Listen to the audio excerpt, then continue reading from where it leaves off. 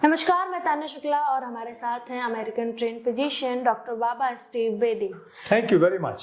Thank you sir. और आज हम बात करेंगे कैंसर क्योर योरसेल्फ, जो सर की बुक है, तो इसके दूसरे चैप्टर के बारे में, द कॉम्प्लेक्स जर्नी। तो सर आप हमें बताइए, जो चैप्टर है कॉम्प्लेक्स जर्नी, उसमें क्या चीज़ें हैं और कैसे? अच्छा, वो कॉम्प्लेक्स जर्नी ऐसे है कि जैसे कि एक आदमी की शादी हुई है एक लड़की से, वो भी कंडीशन है। अच्छा, वो क्या है कि अब शादी तो है, या तो लव मैरिज है या उससे अरेंज मैरिज है, जो भी है, उन दोनों ने शादी कर ली है। अब वो रिलेशन हो रहा है, वो भी कॉम्प्लेक्स, वो भी क्या कंडीशनिंग है।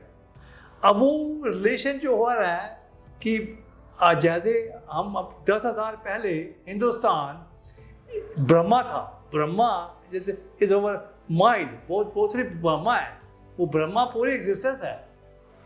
राइट हैंड जो है वो मेल का है, लेफ्ट हैंड जो है फीमेल का है। वो आदमी में है, वो फीमेल में भी है। उसके बाद गुरु नानक आ गए, अब लोगों की शादी हो गई। अब जो शादी है वो भी क्या है, कंडीशनिंग है, वो भी अभी एक कॉम्प्लेक्स जर्नी है। अच्छा, उन्होंने शादी जो कर ली, मेल ने फीमेल में डालना है।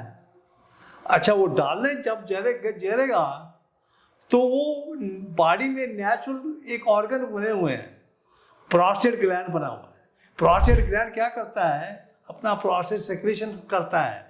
वो सेक्रेशन जो करता है, वो सेक्रेशन स्पर्म से मिलता है। जब स्पर्म से मिलता है तो उसको एक्टिव करता है जी, उसको एक्टिव करता है और उसको अल्कलाइन करता है। वो अल्कलाइन जो होगा, जब वो डिस्चार्ज होगा फीमेल में, ऑर्गन में डिस्चार्ज होगा, वो फीमेल वो नेगेटिव है, वो अल्कलाइन है। वो अल्कलाइन उससे सर्वाइव करता है।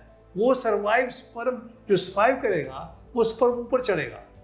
जब ऊपर चढ़ेगा तो ओवम से मिलेगा।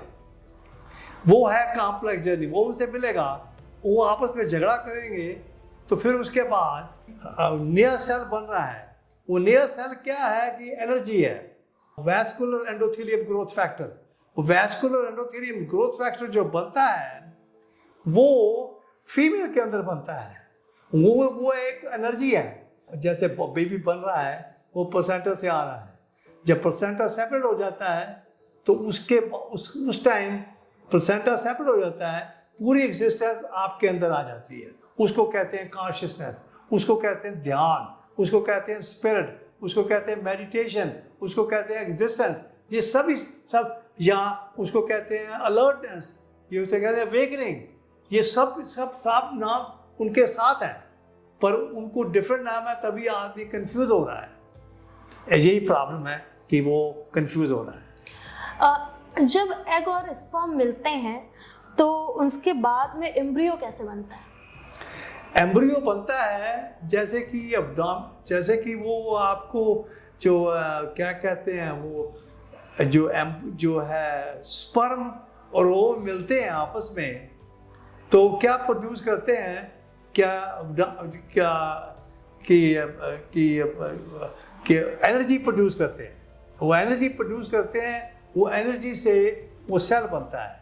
वो एनर्जी बढ़ती जा रही है और उसके साथ वो बेबी बढ़ता जा रहा है। जो आपकी यूट्रस है वो भी ग्रोथ करती है, बच्चा भी ग्रोथ करता है, और आपकी जो है वो क्या कहते हैं, वो जो प्लेसेंटा है वो भी ग्रोथ करता है। वही प्लेसेंटा उसको न्यूट्रिशन दे रहा है, वही प्लेसेंटा उसी को ऑक्सीजन दे रहा है, वही प्लेसेंटा जो है वही बेबी को दे रहा है। वही से बेबी जो है वो क्या कहते हैं, जो सेल है वो कंटिन्यूसली बढ़ रहा है, कंटिन्यूसली एनर्जी प्रोड्यूस कर रहा है, तो उसी से हम पैदा हो रहे हैं। सर, कपल्स को नेचुरल कॉन्सेप्शन के लिए आप क्या कहेंगे, क्या एडवाइस देना चाहेंगे?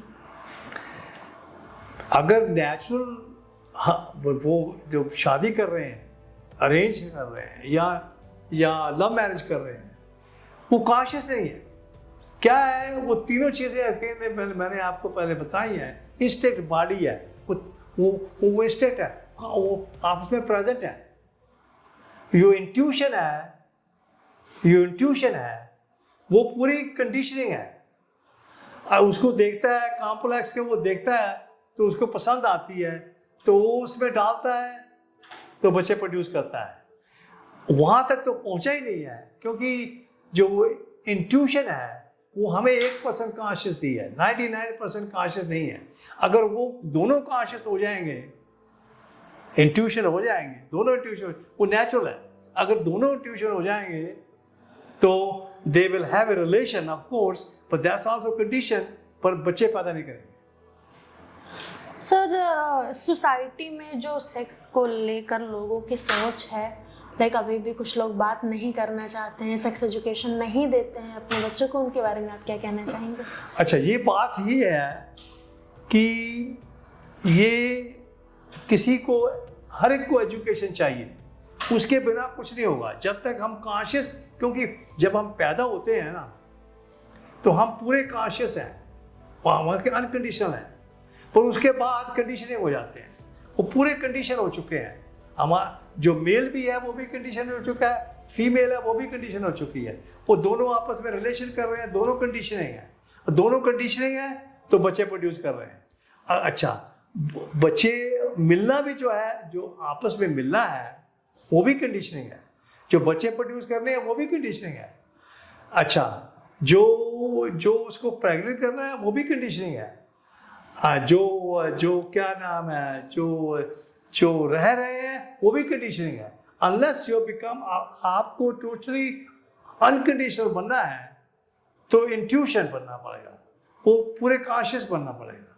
वो कॉन्शियस कैसे बनना पड़ेगा कि आप क्या करेंगे कि यू बिकम ए वॉचर।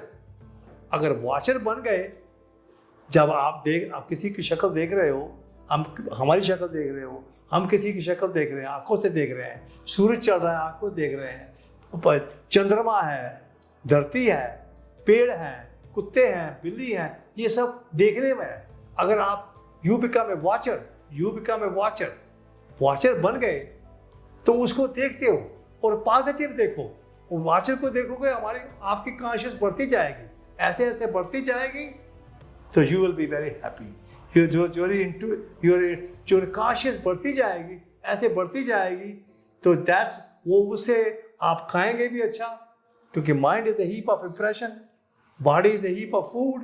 जब खाएंगे भी अच्छा, और जब आपके माइंड से चीज़ें आ रही हैं, अगर आप उसको देख रहे हो, जैसे क्लाउड में है, जैसे बादल आ रहे हैं, वो आ रहे हैं, वो आएंगे, स्काई तो ब्लू वो हर टाइम रहेगा, वो आपके अंदर कॉन्शियस वो पड़ी हुई है, पर आपको याद नहीं है। अब उसको देखो, उसको पॉजिटिव में देखो, पॉजिटिव में देखोगे तो यू बिकम ए वॉचर। जब वॉचर बन जाओगे तो एवरीथिंग इज ए पॉजिटिव, वो इंट्यूशन आपकी बढ़ती जाएगी। 1%, 2%, 5%, 5%, 10%, 20%, 30%, 40%, 60, 70, 80, 90, 100।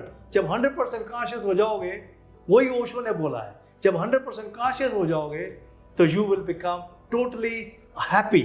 आपकी कोई स्ट्रेस नहीं होगी, आपको कोई डिसीज नहीं होगी, ना कोई हार्ट डिसीज होगी, ना डायबिटिक होगी, ना कैंसर होगी, एंड वो आपके जोड़ों में बिल्कुल जोड़ों में कोई प्रॉब्लम नहीं होगी, क्योंकि meditation is not a concentration, not a contemplation, not a what you call a mindfulness. It is a awakening to ourselves.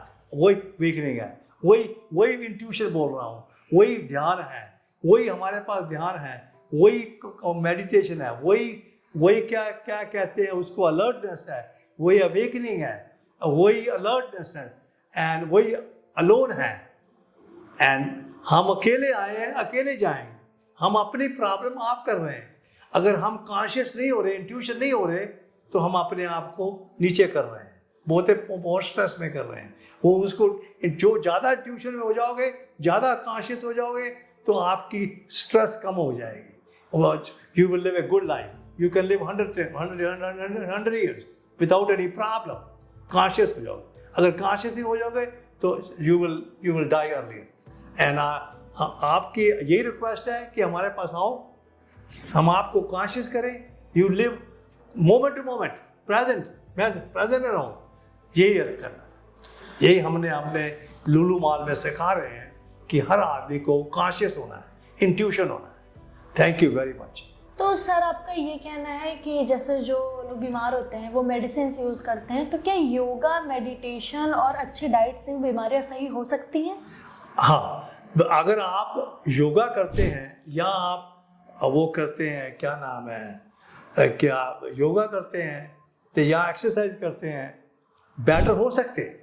पर जितना देर तक कॉन्शियस नहीं होगे, क्योंकि 3 चीज़ें अगेन है। इंस्टेंट बॉडी जो प्रेजेंट में है, देखते हो वो भी प्रेजेंट में है, जो इंट्यूशन है, इंटेलेक्ट है, वो पूरा कंडीशन है। अगर वो कंडीशन रहेगा तो सारा प्रॉब्लम होगी। वो अगर वो इंटेलेक्ट जो है वो प्योर है, पूरा एग्जिस्टेंस है, पूरी मेडिटेशन है, पूरी स्पिरिट है, और पूरा ही क्या कहते हैं, जैसे कुत्ता, बिल्ली और वो जो क्या पेड़ है, वो सारे कॉन्शियस में हैं। हम कंडीशन हो चुके हैं। यही प्रॉब्लम है कि हमें डिसीज़ हो रहा है, जो हार्ट डिसीज़ हो रहा है, डायबिटिक हो रहा है, कैंसर हो रहा है, और गोड़ों की दर्द हो रही है, या प्रोस्टेट की प्रॉब्लम हो रही है। ये सब कंडीशनिंग है।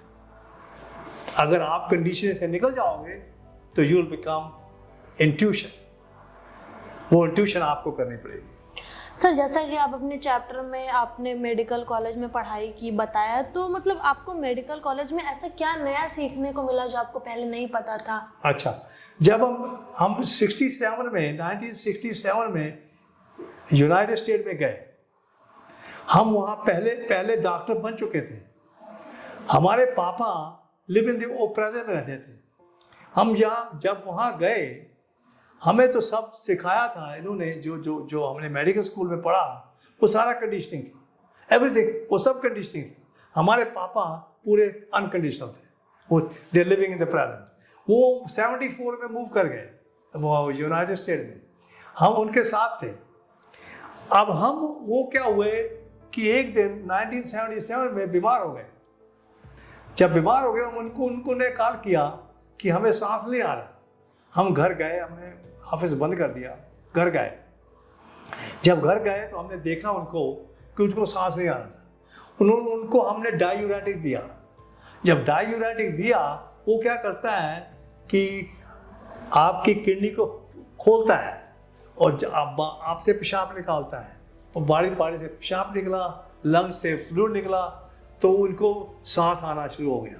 जब सांस आना शुरू हो गया तो मैंने कहा, पापा को कहा, क्योंकि he was living in the present, वो प्रेजेंट में रह रहे थे, हमें नहीं प्रेजेंट का ये पता था, समझ के वो पूरे प्रेजेंट में थे। 1977 की बात कर रहा हूँ, वो प्रेजेंट, अमेरिका की बात कर रहा हूँ, वो प्रेजेंट में थे।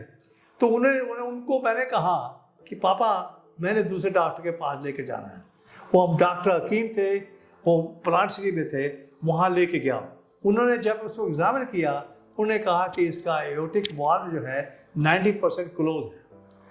अब 90% क्लोज है, जो पर वो जब वहाँ अभी 61 के थे, अभी वो पापा 61 के थे, तो क्या हुआ कि वो हमने उसे कहा, ये बॉल पूरा क्लोज बंद है, ये नया लगाना पड़ेगा। उसने कहा कि तुम टैंपा जनरल में उसको ले जाओ। हम उसको अगले दिन टैंपा जनरल ले गए। डॉक्टर विजय था, वो भी वेरी गुड डॉक्टर, बहुत अच्छा डॉक्टर था, कॉन्शियस डॉक्टर था। तो उसने जब टेस्ट किया तो उसने कहा, यार इसकी सबकी आर्टरी ओपन है, सारी आर्टरी ओपन है, एक वो जियोटा है वो 90% ब्लॉक है। जब वो 90% ब्लॉक है तो मैंने कहा, यार कहता है कि ये तो एग्जामिनेशन टेबल पे अगर उसको ऑपरेट करेंगे तो ये मर जाएगा। मैंने कहा, यार ये तो 61 का है, ये मर जाएगा पापा, but he lives in the present, ये प्रेजेंट में रहता है। कहता, अच्छा फिर मैं ऑपरेट करता हूँ। उसने ऑपरेट किया, उसने लीला हाई वाल डाल दिया, उसने लीला हाई वाल डाला, उसके साथ था डॉक्टर एक्सटाइन, उन्होंने डाल दिया, वो रिकवर्ड हो गया। अच्छा, उसके बाद उसने कहा कि भाई आपको आईसीयू में ठहरना पड़ेगा। आईसीयू में ठहरे, उस रात को ठहरे, तो जब 4 बजे हमारे पापा उठ गए। वो कहते हैं कि हमारी जो एंडोट्रेकियल ट्यूब है उसको निकालो, हमें सांस नहीं आ रहा। तो हम सर्जन थे, हमने निकाल दी। वो सांस ले रहे हैं, आराम से सांस ले रहे हैं। सुबह 9 बजे वो जो विजय आया, डॉक्टर विजय आया और एक्सटर्न आया, उसने कहा ये क्या हो गया है। मैंने कहा ये प्रेजेंट में है। तो ये कहता है मैंने अपने घर जाना है।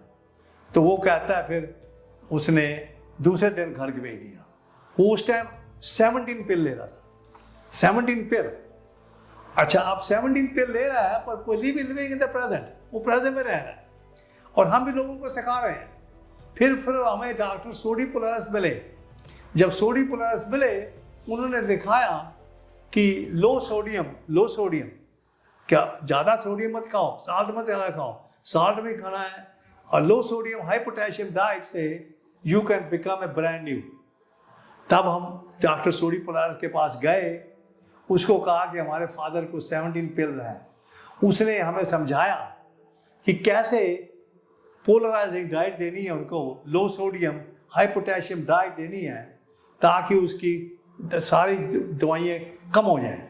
तो क्या हुआ, 1 महीने में हमने उनकी 17 गोलियाँ थी, 2 गोलियों पे आ गए। लेनॉक्सिन जो कि हार्ट की मेडिसिन है, लेनॉक्सिन LAN-OXIN, नालॉक्सिन 0.125 देंगे। और जो ब्लड थिनर है कुमेटीन, एक दिन 5 मिलीग्राम और एक दिन 7.5 मिलीग्राम, वो उस पे आ गए। दो गोली खाते थे। और हमारी लड़की को जो थी बड़ी माँ ने कहा उसको उठा के चलना, वो he was in the present, he was very happy. वो कम से कम 1 महीने बाद हम वो 17 गोलियों से 2 गोलियों पे आ गए। उसी से हमने शेप करा कि live in the present, living in the present. वही से हमने यहाँ अब लुल्लू मॉल में यही खुला है कि live in the present.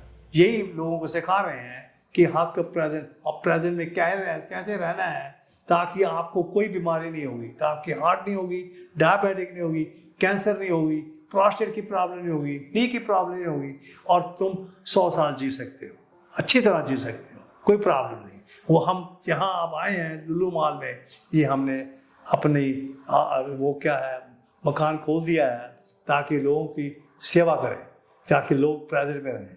Thank you very much. I love you all.